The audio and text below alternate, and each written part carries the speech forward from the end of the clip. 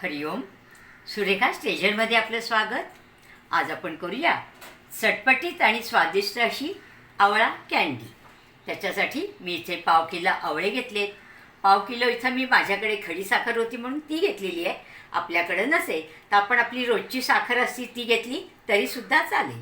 इथे मी अर्धा चमचा आलं किसून घेतलेलं आहे, अर्धा चमचा लाल मीठ, अर्धा चमचा आपलं साधं मीठ घेतलेलं आहे, अर्धा चमचा चाट मसाला आणि इथे 1.5 टीस्पून मी इथे कॉर्नफ्लॉवर घेतलेले. आता सुरुवातीला हे आपण जे आवळे आहेत हे असे आपण जाळीवर ठेवून ते एक 10 ते 15 मिनटं वाफून घेणार आहोत. आणि ही जी साखर आहे या साखरेची आपण पावडर करून घेणार आहोत.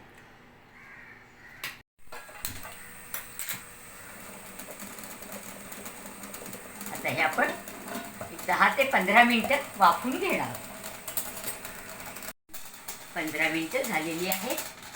आता आपले हे आवळे छान वाफवले गेलेले आहेत. पहा, त्याच्या पाकळ्यासुद्धा अशा मोकळ्या झालेल्या आहेत. आता हे आपण थंड होऊ देऊया आणि मग नंतर हे आपण मिक्सरमधनं काढून घेणार आहोत. आपले हे आवळे गार झालेले आहेत. याच्यात आपली पाकळ्या अशा मोकळ्या करून घेऊया. उकडल्यामुळे आपल्या या पाकळ्या पटापट अशा वेगळ्या होतात.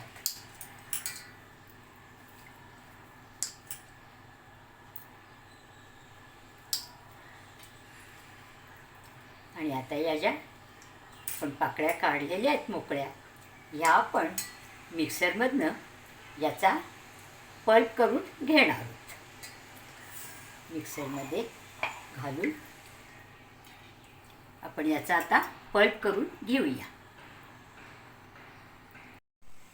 मिक्सरमधनं याचा आपण पल्प करतानाच पण त्याच्यामध्ये हे आलंसुद्धा टाकून घेणार आहोत आणि मग त्याचा पल्प तयार करून घेणार आहोत. आपण हा आवळ्याचा पल्प करून घेतला आहे. मी याच्यामध्ये 2 चमचे पाणी घातलं होतं आणि पाणी घालून हा पल्प मी एकदम स्मूथ तयार करून घेतलेला आहे. हा 2 वाट्या पल्प आहे. त्याच्यामध्ये आता आपण ती खडी साखर ती पण मिक्सरमधनं काढून घेतलेली आहे आणि ही जवळजवळ आपली 3 सपाट वाट्या झालेली आहे. तर हे आता आपण सुरुवातीला सगळं छान मिक्स करून घेऊया.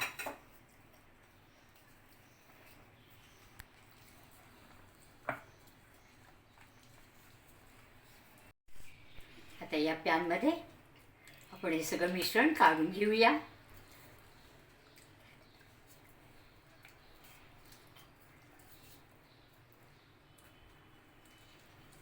आणि हे मिश्रण आपण आता गॅसवर शिजायला ठेवून देणार आहोत. एकदम हाय फ्लेमवर करायचं नाही आहे, मीडियम फ्लेमवर सुरुवातीला. हे आपलं आता मिश्रण घट्ट होईपर्यंत आपण हलवून घेणार आहोत. त्यामध्ये आता आपलं हे पांढरं साधं मीठ आणि हे काळं मीठ हे पण आपण घालून घेणार आहोत. आपल्या चवीप्रमाणे आपण घालणार आहोत. आणि आता हे छान आपण शिजून घेऊयात. आता आपलं हे मिश्रण का घट्ट होत आलेलं आहे. याच्यामध्ये आता आपण 1 चमचा लिंबाचा रस घालून घेणार आहोत.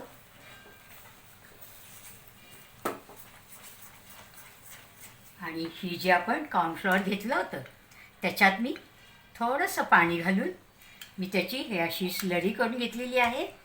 ही स्लरीसुद्धा आपण आता या मिश्रणात घालून घेऊया. छान चांगलं मिक्स करून घेणार आहोत.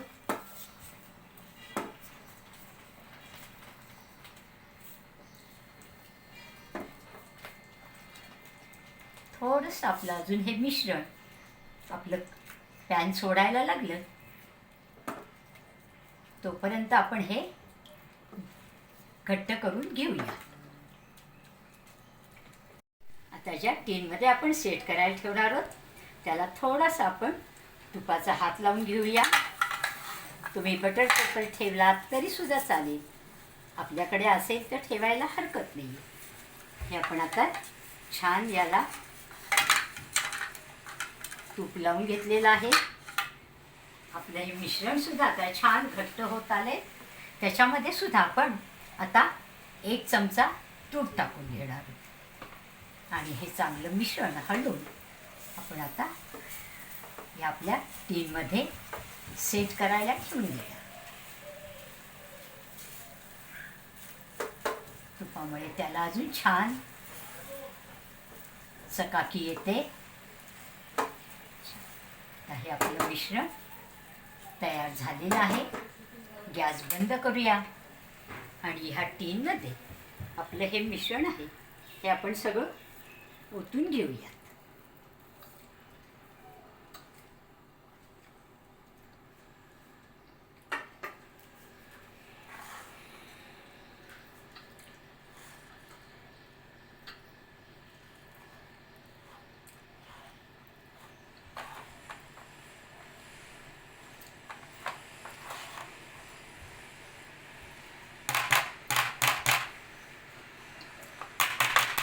आणि आता आपलं हे मिश्रण आपण थंड व्हायला जवळजवळ 1 तासभर ठेवून देणार.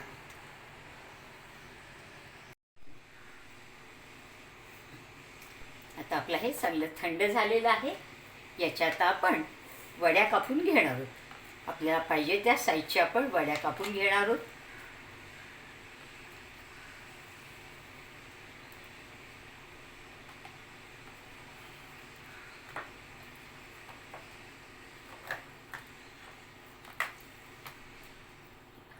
छान आपल्या ह्या निघालेल्या आहेत. तुपाचा हात लावल्यामुळे आपल्या वड्या छान निघालेल्या आहेत.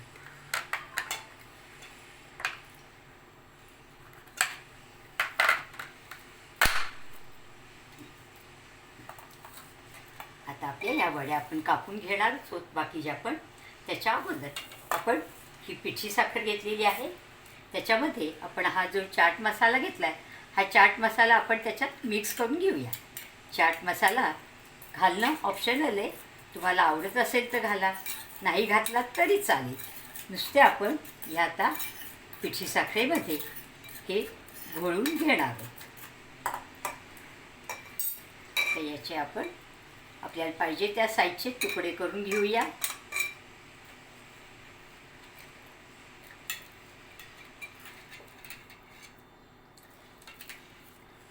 आणि हे तुकडे या पिठी साखरेमध्ये आपण असे घोळून घेणार आहोत.